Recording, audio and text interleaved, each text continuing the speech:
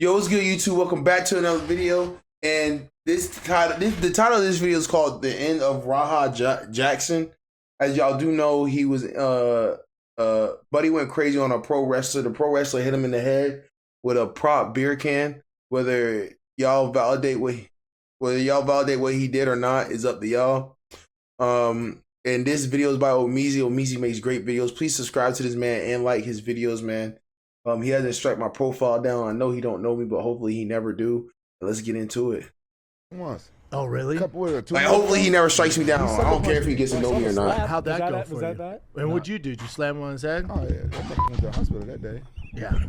I don't play that shit. Were you fighting 3-on-1 though? Two big bitches came out the room too. Like, leave our man alone. You're like, oh, god damn. No, you know what? I felt bad about kicking his ass that day, and to this day, he's the only person I ever guillotined. Oh my god! I never get. Boy, guillotined. guillotine is crazy. I didn't want to keep punching him, so I guillotined him, and he wouldn't tap out. And Oh, you put him to sleep? Yeah. Yeah, it's looking like we have a lot to unpack. The punches heard around the world, yes, 22 of them to be exact, have been ringing off over the internet for the past couple of days. Yeah. Just like any other major Yeah, you can call it that. 22 punches heard around the world. situation, people are breaking down and dissecting every single last moment of it. Was the wrestler wrong with the beer? Was the company wrong for how they told Raja he could just wail on him? Was Raja supposed to be stopped because he had a concussion beforehand? Is Raja a slave to his chat because he kept getting egged on in order to inflict harm on this guy that was Yeah, there's a lot to unexpected? unpack Now, I'm here. not saying that there's any sort of excuse that justifies. He makes fucking great videos. This guy is well narrated. Because that's literally what we just saw a couple of days ago. But as I dug deeper into the crates, I found a common link of things that could,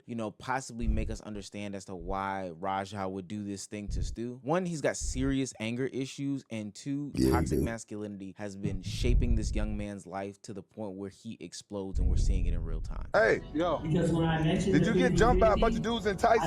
you said what? Your stream, you was hugging on a dude in some damn tights. Man, shut Man, you shut the f up. I looked at your stream. You were hugging on some dudes, some booty shorts. I wasn't fucking on nobody. I saw you hugging. I saw you hugging on your coach. Sexual fantasy. You need to stop that. Watch, my dad can't never call me a straight up. How many subs to knock him out? That's a good question. I'm gonna fake crash out. All right, bet. You about to see how fake of a crash out I am. Auto-Tune is way more than just pitch correction. I actually This have is an crazy. Auto-Tune unlimited subscription. He said, I'm going to show you. That is To be wild. quite honest with you, this is a culmination of a bunch of different experiences and things that we've talked about on this channel that have been impacting young men over the past 5 to 10 to Years. really a bunch of people's lifetimes. But it's really, really, really gotten burdensome with the emergence of people like an Andrew Tate or a Myron or anybody else that is pushing pretty much red pill manosphere ideologies. We thought we were getting into the era of men showing more emotion. We were actually getting men to be further and further down this pipeline of destruction. And that's how you get a Raja Jackson. Now, again, I'm not excusing any of the behaviors that he's displaying in any of these videos, but you can clearly see that he has self-destructive tendencies that are spawned on him by the people in his life, aka his dad. From a clip of him talking about him having to use a move that he's never done before on anybody in his whole professional career on his son, which doesn't make Yeah, any that's sense, crazy. to constantly taunting him. And it's not like these are just meaningless taunts. But I mean, like, bro, we joke around like that all the time. So, like, bro, like these taunts that he do, we joke around like that all the time. Like, I can see my dad call me like that. He's just like, oh well, like whatever. Like, you know what I'm saying? Like, bro, like, there's just like, nah, it's not the taunts, bro. Growing up and getting taunted, it don't really mean nothing. That don't mean, like, that's not gonna push somebody to do some shit like that. Hated off his jokes in other videos and other It conversations. is No, jokes, this bro. is truly impacting him and affecting him. You like Well, doing yeah, it's stretches? impacting him and affecting him, yeah. But I'm saying it shouldn't. Good. I'm gonna kind of stretch these nuts all over your face. Yeah. I got you with one. Fuck you. Give him some good stretches. So now So he's he's going just out there with all the playing. skills and training that he has from the MMA fights, from the practices, and he's not using these as a way to do it in a competitive way. He's using it as a way to show that nobody can call him a bitch anymore, how much of a real man that he is. He has hands that can inflict violence, and he's willing to. Hey man, on some real shit, you know how many men try to go out and prove they're real men, but they do it on women, and you know in what way I'm talking about? I hate that this happened, but at least it happened to a man. and it happened to someone that, you know what I'm saying, disrespected him publicly. Never disrespect someone publicly, bro. Even if you apologize, you see what happens, bro. Before you disrespect somebody publicly, know what you're getting yourself into. Hands to show how much of a man he is. How is that not toxic masculinity? So as we can see, Raja has a bunch of different monkeys on his back, and this was the opportunity for him to get it off his back by displaying his ultimate power. Bet you about to see you about to see how fake of a crash out I am. Now I get a chance to get in the ring and do this and do some shit to him. Exactly. People think this shit sweet. People think this shit's a f***ing game. Straight up, bro. I'm tired of everybody playing with me and shit. Think I'm always playing and shit. Call me and shit. None of bro.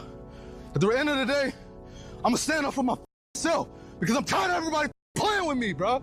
Real shit. Instead of having a place and space to Damn express it. those emotions, Raja took that opportunity to express his emotions with his hand. And I can see who is goading him or egging him on to do these things. It's the men in his life. I'm assuming that the chat that he's talking to is mainly filled with men. I know for a fact that his father does a bunch of egging on again and again and again in his life. You know, bullies him, taunts him, does all these different things. That dude was a little bit bigger. Roger would have been sprawled out. I would have been mad. So I can joke about it now because, you know, he my son's part of fighting. But that nigga was on Queer Street. He was like, Bro, what the fuck? I got you. I'll make you do the same shit. no, you won't. Honestly, the dynamic was He weird just can't before, take but now that jokes. it's leading to Roger violence, just it's can't take making jokes. Everyone question how we even got here. Why didn't we see the signs before? And how could this be? I used to be the same way. You just gotta be able to take jokes well. Back to Rampage Jackson is because even before the match itself, it seemed that cooler heads had started to prevail with the whole Raja and Stu situation. Stu hit him with the can, of course, and then he started to apologize. Raja wasn't taking it, but after some time, they came to this sort of conclusion that everything was supposed to be okay. But only after his father proceeds to antagonize him like he's done in the past does Raja step to the plate and feel like he has to prove himself. I don't got no bread. That's what I'm saying. That's why I be talking to y'all and shit. I'm just like y'all, nigga. My dad got bread. That's his bread. That's not mine. He's rich. I'm not rich. You know, this shit's been rough. It's been hard on me, bro. This has really been hard on me, bro. I've been low-key. I've been stressed about it. I've been stressed about a lot of shit, you feel me? The Raja Jackson story is a story for all young men out there, older men out there, just men in general out there who are trying to find identity within themselves with this age of social media showing them how to be some sort of man every single day. Now, of course, that situation has its own level of uniqueness. One, you have somebody who has to be not all the way mentally there as a father, simply due to the fact that he would go into the ring and do MMA fights and, you know, have his face be bashed in as some sort of a career. So like that already throws off the dynamic. Two, from my understanding, Raja's not his like biological son, or there's some sort of murkiness between how they grew up together, what happened and what transpired. But three, and most importantly, it seems like there's not some sort of environment that's cultivated for real, genuine conversation between them. And it looks like Rampage downplays his son and his son's abilities all the time. He has other kids, but he's constantly downplaying, specifically Raja. Roger and his oldest son whole life, I knew them two wasn't going to college. And my two Japanese kids, I knew that they was going to college. So I saved up college tuition for the two Japanese kids and bail money for Roger and his brother, so don't fuck with him. So while they have their own unique characteristics about their dynamic, what I see persist from their relationship online exists across the board, especially in the era of social media. Even though we are creating more safe spaces for men, I see this push for, you know, hookup culture be perpetuated by the men. I'm just thinking about, again, like the Andrew Tates, the Fresh and Fits. I'm seeing what's propped up on the internet as what the ideal man is. And to be honest with you, as somebody who's a kid, I would be even more confused than any other era before. And honestly, I would have a lot of bad faith actors guiding me as I go down a path of what ultimately will end up being destruction. Do me a favor, put yourself in the shoes of a young kid, somebody that's maybe a preteen or a teenager that's consuming the internet in 2025. And these are the clips that they're watching that go super duper viral on a day-to-day basis. Do you see yourself as a one-woman man?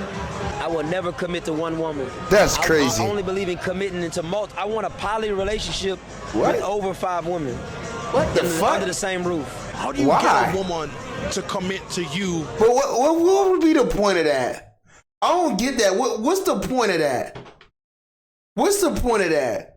If he can thoroughly explain the point of having 5 women under one roof, I would listen. I'm not going to ever think about doing that. Just think about that. The type of headache that would be.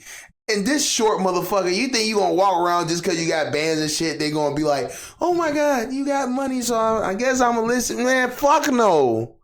Isn't that how that shit go? Bro, I don't even see, like, bro, I don't see no, but bro. Like, what is the point? Like, what would be the? I can't comprehend the point of having 5 women under one roof. I don't care if you're fucking them all, y'all married, roommates. I would never understand that or never want that. Being in a poly relationship. This right here. I knew it. At Bankroll. That's how you get a bitch. Hey man, on some real shit, that shows you who his God is. His God is money.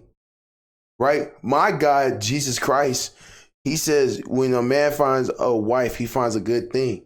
So, I would just spoil her. Just because you have a lot of money doesn't mean go out there and like have like a poly relationship, or that means you can cheat and just pay her not to feel a type of way. No, man. You know what I'm saying? Get money and then make a family, or just have one girl and travel with her. Get you some fine shit. The fine shit that's fine shit to you. And then, you know what I'm saying?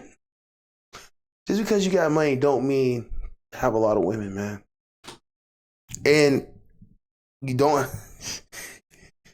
Listen, if you didn't have a lot of women before the money, you're not going to have a lot of women after the money.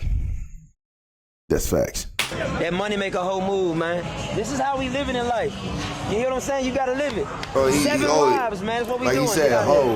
Wait, can I ask her something? No. She don't talk. She's not allowed to talk. We don't hold anybody accountable, and we allow mediocrity to strive in the West. And I think we need to go back to shaming fat people. We need to go back to making fun of them. I mean, if I was president, hell, I'd put all of them in a fat concentration camp. And you may sit here and think that your career matters, but the truth is that your job will fire you at a whim and not give a second, don't give a solitary shit. So true. And when you're 52 and you're past it with no grandchildren in a house by yourself, and all your friends have grandchildren in this beautiful life, and you're sitting there by yourself, do you think the fact that you can afford a few extra Gucci bags is going to genuinely make you feel happy? What y'all been doing? Hey, I got a restaurant. I got a restaurant. Come on. No, it's okay. I'm here.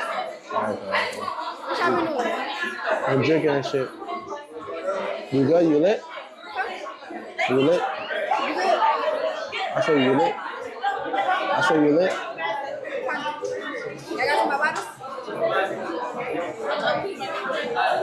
Bro, this nigga Deshae. That's a horny motherfucker, man. Where they're talking down about women. What the fuck? Talking about how they're property, This ultra nigga, aggressive bro. towards all type of people, especially fat people. That is and then bad. this overly sexualized movement that's going on in streaming, where everything by some of these big content creators is nothing but sex first, sex second, sex third, and sex last. And to put the cherry on top, Deshae Frost in that clip was asking her, "Are you lit? Are you lit?" As if that was supposed to make it easier for him to get, involved with her. If she wasn't lit, he was gonna offer her some drinks. And stuff like that. That's grape culture as well. Like all of this is bad for men to consume. That's crazy. They don't have any positive outlets that are pushed towards the mainstream. And then in a case like Raja Jackson, you also at home are being invalidated by your father, who's putting it on stream to embarrass you by millions of people who are consuming this. Nigga, I don't want you no more. I don't want you no more. All you do is make fun of me. You embarrass the shit out of me. He's joking, obviously. Fucking up my He's joking, obviously. You ruined it. I don't want you no more.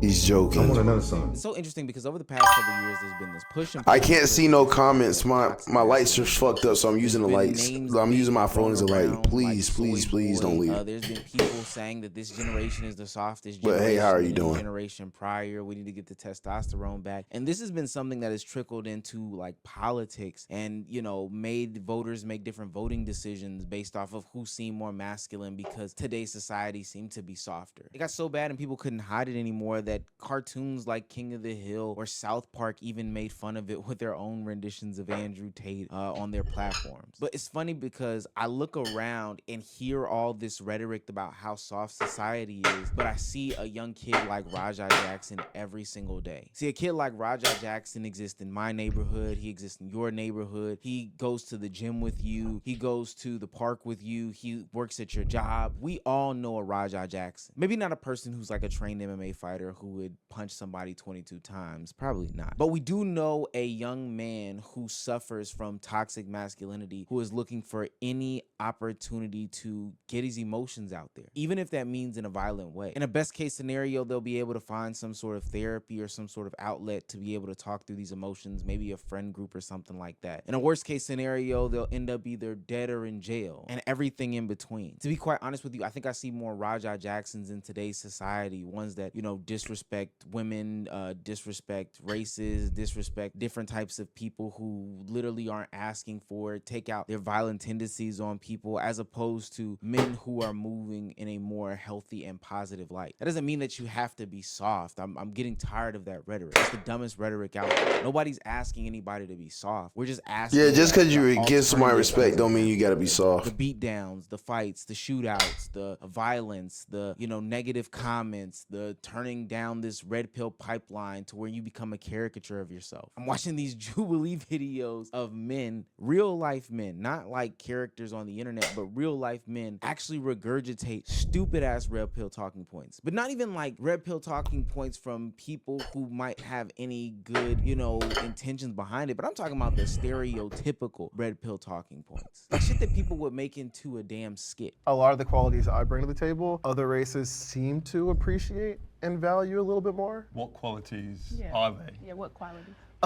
Okay, so I've heard a bunch of times growing up, like, oh, like, I want, like, a thug, for instance. And I understand, like, that's stereotypical. It's major in It is major, even in California now. I mean, major, yeah, that full breakdown is nasty as hell. Ultimately, I think a lot of these problems would be solved if we moved out of the era of toxic masculinity into something that's... People just want to say shit, bro. They don't even really be backing up what the fuck they be saying. They just be saying shit to say it type shit. Behaviors and nip it in the bud, and especially not promote these people that promote these things as like the end all be all high power, right? They shouldn't be social media famous. They shouldn't be any type of famous. People should be called out at any regard and nipped in the bud immediately. That way we can move to more healthy and positive conversations about what it means to be a good fuck masculine man or whatever. Just a good human being in general.